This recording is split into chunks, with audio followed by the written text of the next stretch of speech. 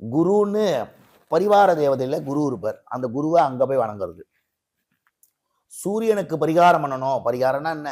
ஒரு வஸ்திரம் தானம் பண்ணுறது, கோதுமையை தானம் பண்ணுறது, அப்படிலாம் பண்ணுற போது சிவஸ்தலத்துக்கு போயிட்டு நந்திக்கு முன்னாடியே சூரியன் சந்திரன் இருக்கும். அந்த சூரியனுக்கு ஒரு அர்ச்சனை பண்ணால் போதும்.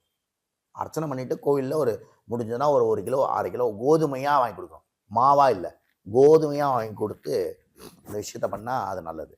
வஸ்திர தானம் குறித்து சொல்லியிருந்தீங்க. அது என்ன வஸ்திரம் தானமாக? ரெட் கலரில் இருக்கிற வஸ்திரம். அந்த அவருக்கு ரெட் கலர் தான் ரொம்ப உகந்ததுங்கிற போது ரெட் கலரில் இருக்கிற ரத்த கலரில் இருக்கிற ஒரு ஒரு வஸ்திரம் வாங்கி கொடுக்கலாம். இல்லை ஒரு குழந்தைக்கு ஏதாவது ஒரு பாவாடை வாங்கி கொடுக்குறேன், ரெட் கலரில் வாங்கி கொடுக்கலாம். இல்லை யாராவது சுமங்கலிக்கு புடவை வாங்கி கொடுக்க போகிறீங்கன்னா ரெட் கலரில் வாங்கி கொடுக்கலாம். மங்களகரமான ஒரு விஷயம். அந்த அந்த ரெட்டில் நிறைய கலர் இருக்கலாமா, பிளெயினாக இருக்கமான்னு கேட்டிங்கன்னா ரெட்டு பிரதானமாக இருக்கணும். மிச்சதெல்லாம் சைடில் இருக்கிறதா எந்த கலர் வேணா இருக்கலாம், கருப்பு இல்லாமல் இருந்தால் நல்லது.